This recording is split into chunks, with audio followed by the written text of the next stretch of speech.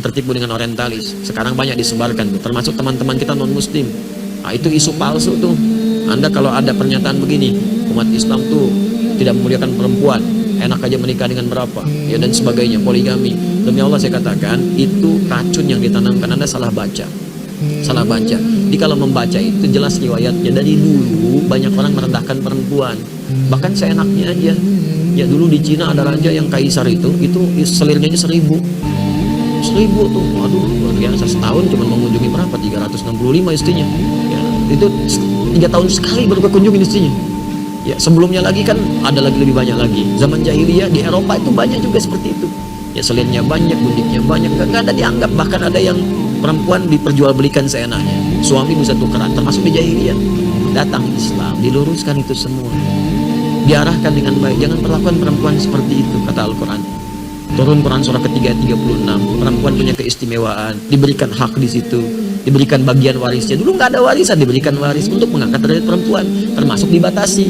Kata Allah, jangan begitu, kamu seenaknya bukan perempuan ratusan ribuan, tidak. Kalau kamu memang sanggup untuk bisa menikah lebih daripada satu perempuan, ini alasannya. Kalau bisa jangan lebih dari 4. Nggak ada satu pengen nambah 2, pengen nambah 3, 4 cukup. Di luar batas kesanggupan itu tidak.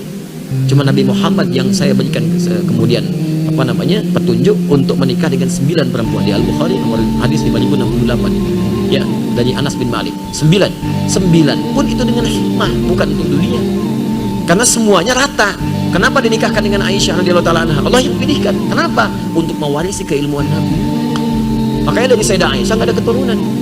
Dan jangan hujat Nabi, oh anak kecil 10 tahun nikah dengan kakek-kakek 50 tahun. Ya, mana ada orang tua begitu. Anda yang kurang baca. Jangan sampai kekurang pengetahuan Anda jadi menuduh Nabi, itu nggak boleh. Nggak boleh, melukai. Nggak bisa. Jangan dibaca konteks dulu dengan sekarang. Orang dulu itu beda dengan kita sekarang. Mereka udah terbiasa menikah dengan usia yang muda. Abdullah bin Amr bin As itu nikah usianya berapa tahun? Itu beda usia dengan bapaknya 11 tahun. Ya, bapaknya itu 23 tahun. Anak 9 tahun udah minta nikah. Bapaknya nikah usia 11 tahun. Ada yang mengatakan 10 tahun, ada yang mengatakan 13 tahun. Masih itu biasa menikah dalam keadaan muda. Saya baru dari Paris kemarin. Paris, lampu merah sono dikit. Ya, itu Louis menikah dengan Maria Antoinette. Usia berapa tahun? 13 tahun. Itu di Eropa. Itu biasa. Saya tanya begini deh, di zaman-zaman dulu ya. Raden Ajeng Kartini, era Kartini, berapa usianya saat dipinggit? Masih belia kan? Dipinggit kemudian baru lantas dinikahi dalam usia baliknya. Ya, mengandung, melahirkan, meninggal dunia. Itu kan usia yang sangat muda.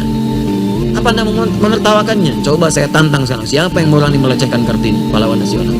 Ayo bicara sekarang. Anda akan dihukum, banyak orang menyoal pahlawan nasional. Sekarang manusia biasa saja, Anda tidak bincangkan karena takut dengan manusia. Kenapa Anda berani kemudian menyoal Rasulullah SAW dengan Sayyidah Aisyah? Anda siapa? Kalau nggak paham ilmu jangan bicara. Kalau nggak paham ilmunya belajar dulu, takut khawatir salah ucap. Karena itu jangan sembarangan mengatakan sesuatu. Di konteks dulu, dibaca dulu, dilihat dulu apa hikmahnya. Ternyata dipilih yang paling belia ini, kemudian setelah balik baru diajak berumah tangga, hidup berumah tangga. Itu untuk belajar kehidupan fikih di rumah tangga. Bagaimana mandinya Nabi di rumah tangga, bagaimana bangun tidurnya, bagaimana saat Nabi kemudian menyantap makanan. Dan hadisnya banyak dari Sayyidah Aisyah. Ternyata Aisyah anak yang cerdas. Setelah dewasa disampaikan semua itu, jadilah guru. Jadi guru Sayyidah Aisyah meriwayatkan hadis Nabi yang jarang didapatkan, yang di luar rumah. Sebab gak semua orang bisa masuk rumah. Kalau yang lainnya banyak. Sayyidah Khadijah ada wafat duluan sebelumnya. Ya, Zainab meriwayatkannya sedikit-sedikit, tampilannya khusus. Saudah binti Zam'ah saat Anda jadi nenek-nenek dewasa seperti apa berbakti pada suami. Kalau suami masih ada di situ. Jangan sampai canda hilang. Ya, Saudah binti Zam'ah itu sudah sepuh, Nabi menikah tapi masih bisa bermain canda dengan Nabi. Pulang masak, senang masak beliau, bikin adonan. Nabi diambil adonan, dicolekkan di keningnya, tertawa bersama.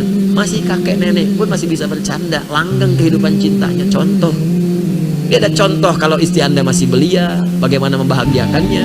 Contoh istri Anda sepadan, bagaimana membahagiakannya. Contoh kalau sudah sepuh, bagaimana membahagiakannya. Contoh model, karena Nabi diutus jadi model. Anda diutus, model dunianya nggak laku.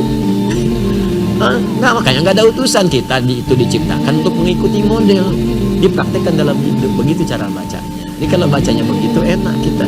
Saya mohon maaf ya kalau terkait Allah Nabi mungkin tegas saya itu, tapi tegas itu karena sayang. bukan benci, takut Anda punya masalah. Sedangkan Anda itu kawan saya, sahabat saya doakan. Kan paling gak enak berpisah dengan sahabat kita. Atau ada orang dibenci Nabi, kita paling gak enak. Karena itu kalau masalah dengan Nabi, saya tegas gitu. Tapi ketegasan itu sebagai cinta, bukan radikal. Bukan radikal. Ini saksi antum nih. Tunjukkan pada saya radikal saya di mana. Nanti saya perbaiki. Kan kita memperbaiki diri setiap hari. Mungkin ada yang salah itu pasti, tapi di balik yang salah kita bertobat. Ditunjukkanlah kalau ada yang kurang baik, tunjukkan supaya saya perbaiki. Ya, alhamdulillah, mudah-mudahan Allah berikan kebaikan. Ya, alhamdulillah. Kita nggak perlu banyak-banyak lah hal-hal yang kita bahas, sedikit tapi bisa bermanfaat insyaallah. Ya, jadi beberapa waktu ini saya mohon doa juga.